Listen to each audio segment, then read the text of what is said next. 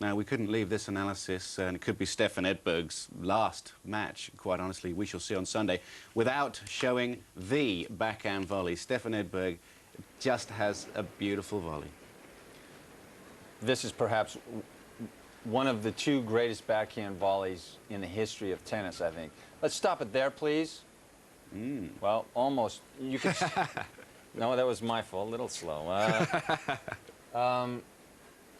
Edberg, you know how everyone says on a backhand volley, punch the volley? Yeah. Well, that was no punch. His racket came right back here. This is more like a sliced backhand hit through the ball. Okay, let's run it on. Yeah, go through it. Go through it. Don't stop. Just a rocket. There was no punching in that shot. We'll have the textbooks changed. We'll have the textbooks changed just for you, Pete. I was told to punch the darn thing. Yeah, and look what happened. Excellent fellow. Abiding memories? Abiding memories of Edberg, if we have said goodbye to him now? Back-to-back US Opens, 91, 92. Oh, gosh. US Opens, Wimbledons. I think really he played how many? 13 years in a row without missing 8 matches. Without missing a Grand Slam tournament. 56 Grand Slams in a row.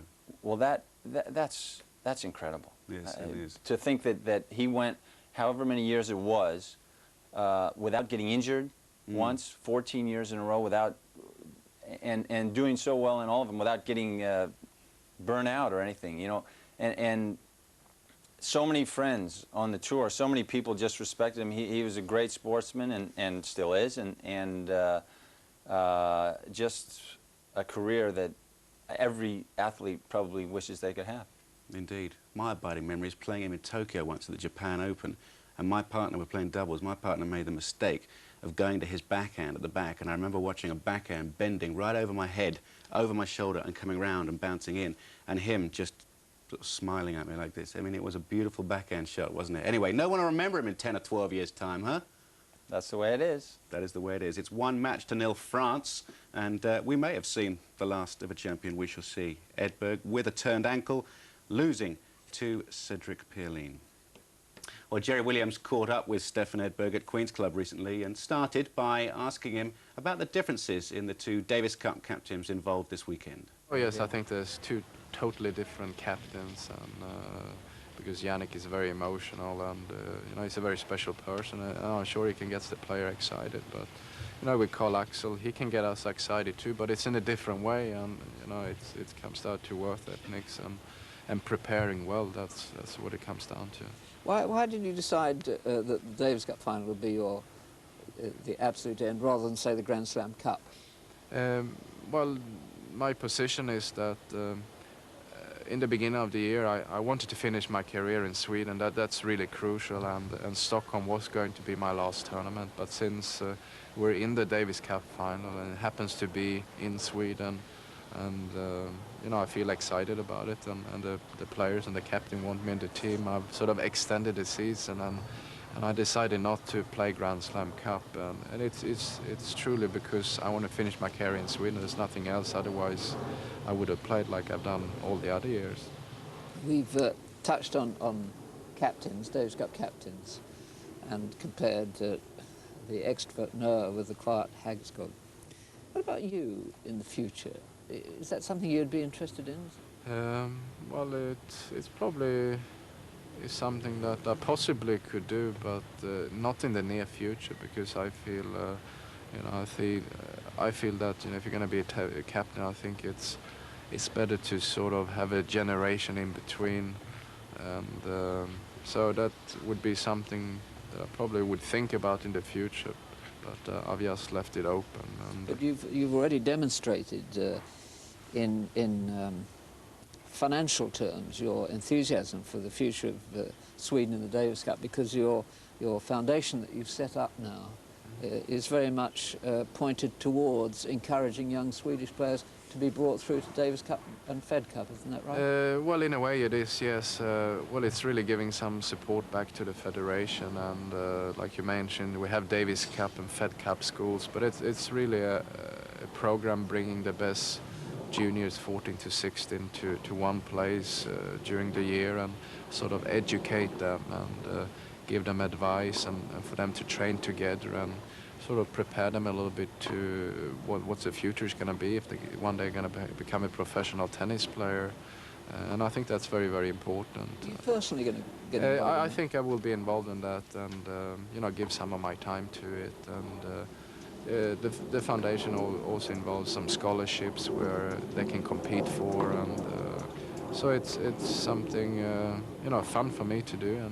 And Does it mean then that you'll be basing yourself back in Sweden now, and that you're no longer going to be a ratepayer of this borough here? No, it doesn't mean I'm going to be based in Sweden, because it's not going to take an all-year-round project, because it's something that I will do on a small basis to begin with. And we have a lot of good coaches and a lot of people involved in the foundation, so that can take care of itself if it needs to. But obviously I'll be spending some of my time looking after it and see so it's dealt in a proper way and it's handled the way that I want it to. So the British, what I'm getting at is, can still sort of claim you to be a semi-Cockney. I'm not sure about that. And Leeds United can still count on your support. Yeah, they always have my support, yeah. And they need all the support they can get, let's face it. Now, Peter Fleming's in the studio with me. I don't know how many Davis Cup captains you played under, Peter, but who was the best and why? What can a Davis Cup captain offer? Oh, I don't think I'm going to say who was the best, but the Davis Cup captain, it depends, really. I think in a situation where the captain is working with someone like a Becker or an Edberg or a Sampras or McEnroe, what they can provide is marginal, because the players understand everything there is to know about actually competing at the highest level. I think in a situation that Yannick Noah is in, where he's captaining players who maybe don't understand everything about what it is to be great, like Peeling and Butch, that Yannick Noah can actually have a vast influence on them and help to you know, say a few things that would put them in the right frame of mind and elevate them up into that category. So I think he plays a great part in this tie. In 1991, Yannick Noah said to Arno Birch, or Birch said of the captaincy of Noah, he said, Yannick has infused us all and given us a sense of the great adventure. And he asked Yannick if he could actually be on the bench in the 91 final against the United States in Lyon, and just said, you know, even if I'm not a part of it, just let me be there. And now here we have Noah as the French Davis Cup captain playing Sweden in a final 5 years later, and now Birch is playing. He's a very mercurial guy, isn't he, Arno Birch, the French player in the next singles? Well, yeah, that's a very wise move in 1991 because that experience would have really helped him this weekend, I think, and well, we'll have to wait and see. Yeah, against Enquist, Birch and Enquist. Enquist, winner of Paris and Stockholm recently, great form. Exactly. Enquist is the form player possibly in the world, well, certainly one of them, yeah. And I think it's a tall order to ask Arno Birch to beat Enquist in Sweden. I mean, the only variable that we don't know about it is, will Enquist get tight playing at home in front of his crowd? He used to. When he is supposed to be carrying the team, especially now that Edberg's lost. This is a very, very important match for Enquist and Sweden. So I think that will go a long way in determining who wins it. So Thomas Enquist must keep Sweden in it. I don't think they can afford to go 2-0 down. And Arno Birch has a chance to put France 2-0 up. Interestingly poised. We're back after the break. We'll start to look forward to that one and a few other matters as well. So do join us after the break.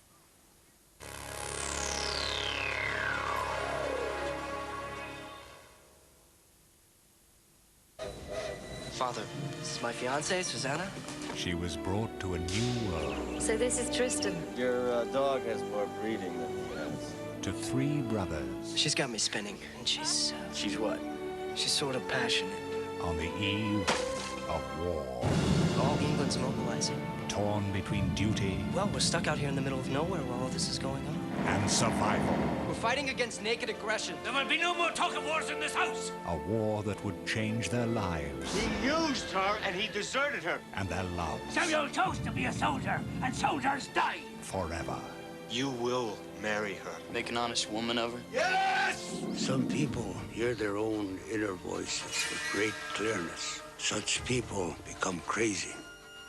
Anthony Hopkins, Brad Pitt, Julia Ormond. Such people become legend. Legends of the Fall, Saturday at 10 on the Movie Channel. Legends of the Fall, just one of 40 premieres in November on Sky's movie channels. Call 0990 10 20 30 and we'll switch you on. The best offer yet for Sky subscribers. A free Nokia 909 mobile phone with free connection, 2 months free line rental and free calls worth £6.50 every month. And that's not all. This month you'll also receive a free traffic mate and the chance to win a flight with a flying eye. Call us now on 0990 484 484 or see the Sky TV guide for full details. If you watch Discovery Channel, you can step into the path of a killer hurricane! And go fishing with birds. You can feel what it's like to be in the company of pure evil. Big birds, lots of them. Or you can just float over Everest. Birds that do exactly what you tell them. You can join the devotees of the world's great religions.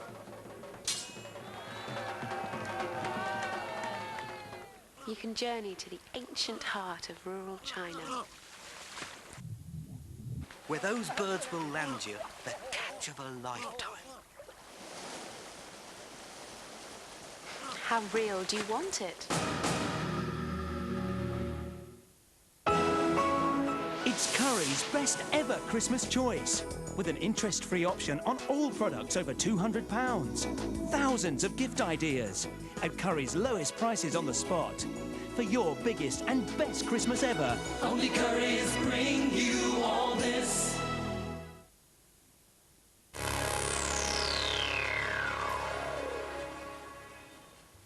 Welcome back. This is a busy time in the tennis calendar. Just last week in Hanover, Germany, the ATP Tour World Championship took place, and what a final we had there. Pete Sampras defeating Boris Becker in 5 sets. Now it's the Davis Cup final, and we've just seen Cedric Pierlin of France give the French a 1-love lead with a victory over Stefan Edberg, who turned his ankle. We'll see if he's around on Sunday. And next week on Sky Sports, starting on Tuesday, you can see the Grand Slam Cup. Now, that is a 16-man knockout event. All 16 players, the best 16 players who have performed the best in the 4 Grand Slam championships this year. Looking forward to it. And here's a taste of what we can look forward to, sight and sound.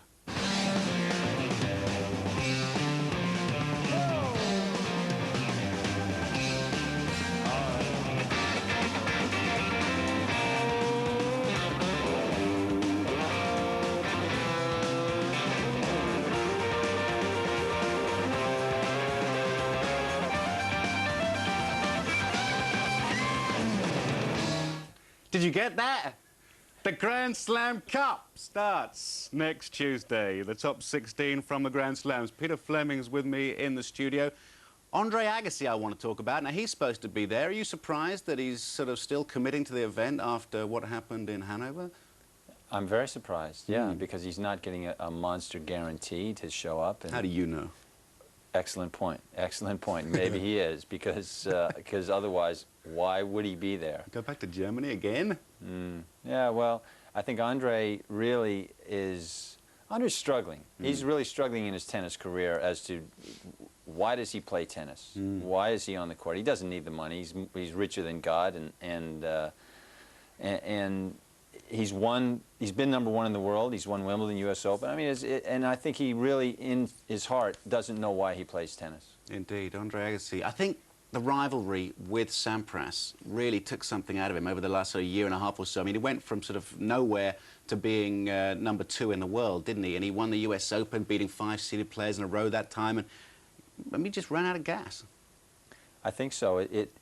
People like Pete Sampras and Ivan Lendl, Bjorn Borg, who seemingly have this this ability just to compete endlessly for a long period of time, suddenly become mountains for the people who